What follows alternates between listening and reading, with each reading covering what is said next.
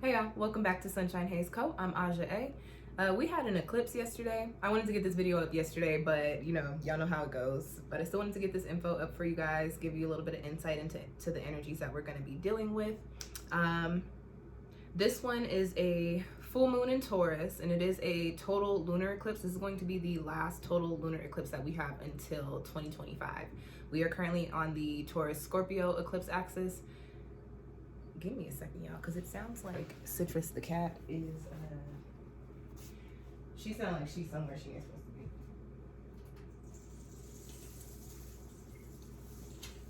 be. Hello, ma'am. Hi. Yeah, no, you gotta come back, because you be wreaking havoc. And you're not slick. I noticed that you start doing shit when you realize I gotta sit in front of the phone. Please go occupy yourself with your toys.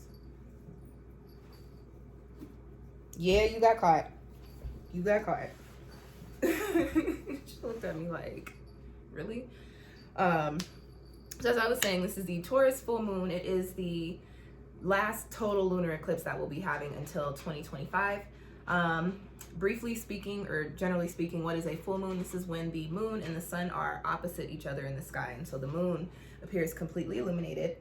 Energetically speaking, that is clarity, illumination, release. The full moon is also a good time for cultivation. The full moon marks the midpoint of the lunar cycle, but you can also look at it as the beginning of the end. So you're cultivating, working things through so that you can be prepared for the next chapter or the next lunar cycle that comes in, okay?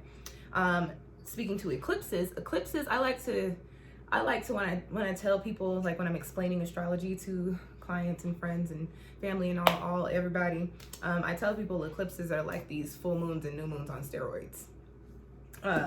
Eclipses are associated with the energy of change and major transformation, and the changes that come in for you typically have to do with the zodiac energy that the eclipse is associated with, but there's also a little bit more of a sprinkling in there, because even though we do have the Taurus full moon being the eclipse for this one, we are still in the Scorpio new moon solar eclipse lunar cycle. So we're dealing with solar eclipse energy, still lingering around, and eclipse energy lasts for about 6 months. So very prominent right now, going to be definitely seeing changes that are being incited right now.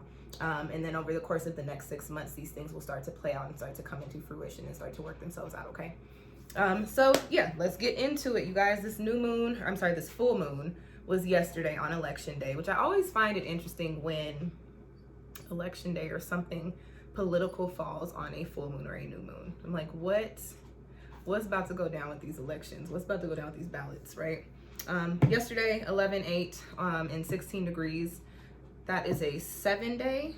Yeah, that's a 7-day. So you got actually double 7 energy. 7-day, the date breaks down to 7, and then you've got 16, which breaks down to 7. So as far as the numerology is concerned, the energy of truth and like revelations, this is also a very spiritual, what I was gonna say marking, but I'm not talking about somebody's chart. It's a very spiritual energy.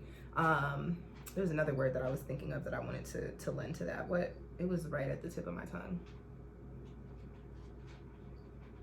Oh, and 7 is also is one of the numbers that I consider carries like a karmic divine energy. So whatever is transpiring, especially throughout the month of November, around the Taurus full moon, we are right up on the 11/11 portal as well. Whatever is transpiring for you, understand that these are themes that you are going to be working with for the next 6 months or so, but these are also major shifts in your life. So instead of trying to go against the grain, roll with the punches. I don't like to use that phrase, but when I do say to say roll with the punches and swing back. So whatever you're coming into, step up to it. 10 toes down, step into it, because these changes are meant for you. That's a eclipse energy for you. That felt like a tarot reading. That felt like a tarot reading. I'm like, this is not the right type of video. I felt like I was giving y'all a tarot reading. This moon is in Taurus. As I've been saying, Taurus energy is earth sign. Taurus is a fixed earth. Yes, Taurus is fixed earth. Yes, I had to double check there. Sometimes I mix those up, but Taurus is fixed earth. Fixed earth, loyal, determined.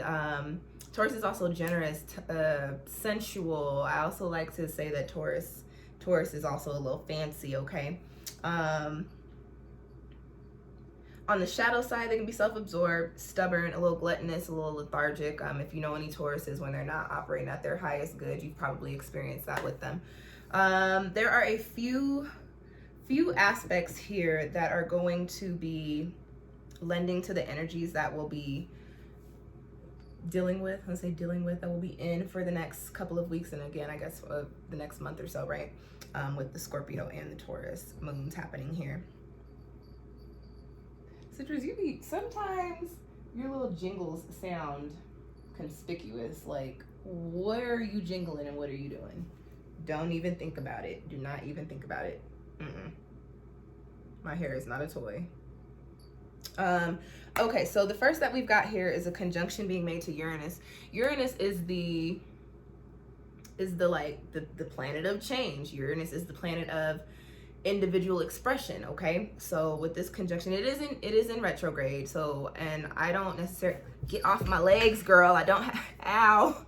And you probably said ow too, because that was a reflex. I am so sorry. I don't have on pants, Citrus, so your paws hurt. Sorry, my bad. You're fine, because you over there rolling around.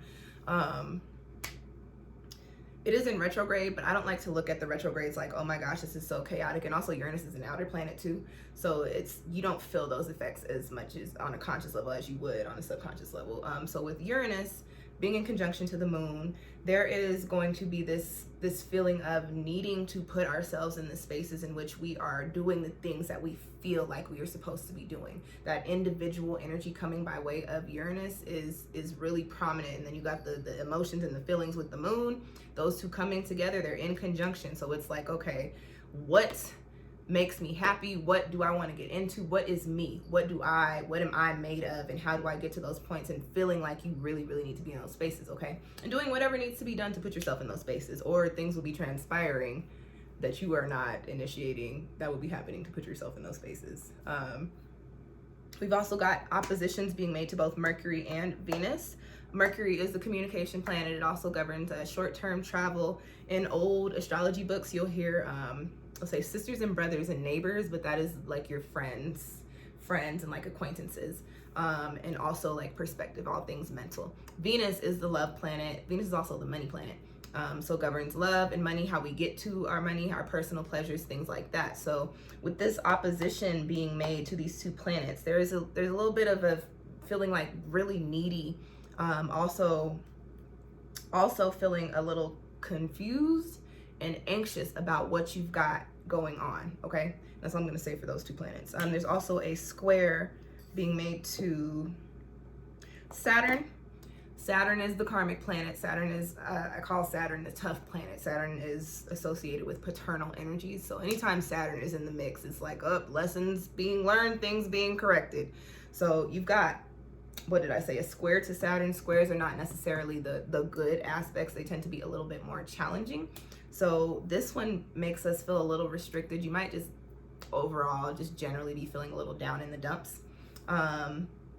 And also just might be looking at like your past and looking at the things that have transpired and not necessarily in a positive light, really looking at where you feel like you've dropped the ball or like your past failures or whatever. Those things might just be weighing kind of heavy on your mind or on your heart as we are in this full moon cycle. And although the eclipse lasts a little bit longer than the regular moons and stuff, these emotions and these feelings are definitely a lot stronger during the lunation or the transit and during the shadow period. Okay, so this won't be a whole 6 months or a whole month of you feeling like this, but these energies and these feelings may be a lot more prominent for you during certain times over the month. And also look at your chart and see how your chart lines up to get an idea of where you might be getting affected by these things, okay? We've also got, there's a lot of aspects. I didn't realize so many. And I'm like, of course, this explains so much. A trine to Pluto. Pluto is the transformation planet. I also associate Pluto with the depths of our soul, like what we're really made of, our substance way deep down in there, right? This is a trine. So spiritual gifts amplified, just definitely spilling a lot more, feeling a lot more spiritually aligned. And I already mentioned transformation. And then lastly, the last aspect being made, we've got sextile being made to both Jupiter and Neptune. They are both in retrograde. Jupiter is the planet of expansion, abundance, growth. It's called the good luck planet. And Neptune is the planet associated with like dreams and psychism and spiritual gifts and things beyond the veil. Beyond the veil. Both of these planets are in retrograde, but again, reflecting correct as opposed to, oh my gosh, so much chaos, right? Anytime Jupiter's in the mix, no matter what kind of aspect is being made to it, I get excited because Jupiter just generally has a positive energy about it. So even with all those other things that I mentioned, especially Saturn, this Jupiter energy here will help balance and bring in some positivity there. With the sextile being made to Jupiter and being made to Neptune, it's like certain things that you are supposed to be in alignment with, especially if you are not actively putting your efforts toward them, they're going to start playing out for you. It's going to be like changes coming in, whether you're ready for them or not, but you'll be seeing, okay, well, that's clearly for me and I clearly need to take that chance. What else do I have here for those two planets? This creativity is on 10. Good vibes, harmony, understanding, social interaction, getting out there, mixing and mingling comes by way of those aspects as well, okay? And that's it. That's it for the energy for this particular eclipse. Very quickly going into the rituals. It is an eclipse, but I'm still just doing my full moon rituals. I like to use the element or work with the elements. So this is earth. You can, you know, take a walk, take a hike, go outside, do some meditations, touch the grass, touch the ground. You can also work with smudging tools, wood smudging tools like Palo Santo or cedar wood. I also like to use sandalwood. Colors, Taurus colors are like greens and neutral shades, but I typically associate green with Taurus. And smells, earthy smells, cedar wood, sandalwood. You can use the actual wood, or you can get incense, whatever works for you, okay? What else, you guys? Oh, and stones. You know, I like the healing crystals. Couple of Taurus stones, unakite. Rose quartz is also a Taurus stone. Jade.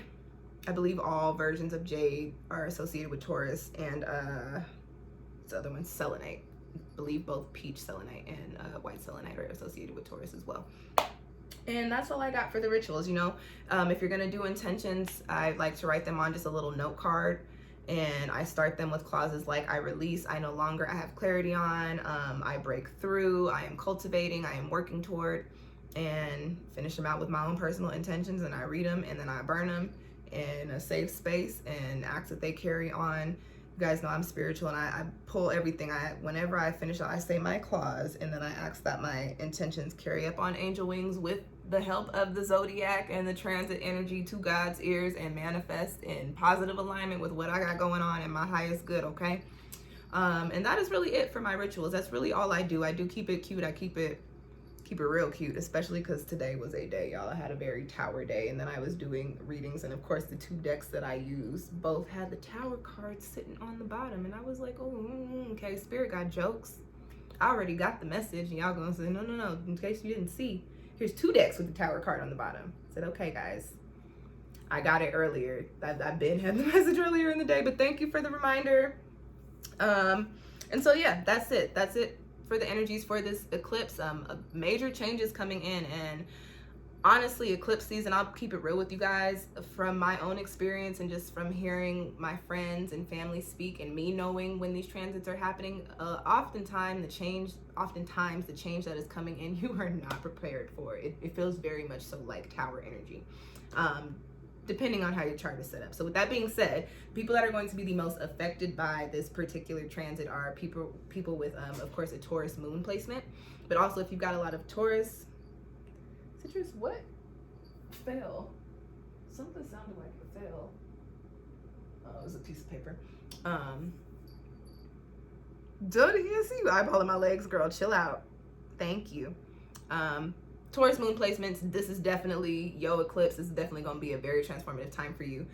People with a lot of Taurus in their charts, a lot of, 16 degree placements are within the orb. That's 6 or 7 degrees. But me personally, in my practice, I go with 3 or 4, but it is technically 6 or 7 degrees is the orb for astrology.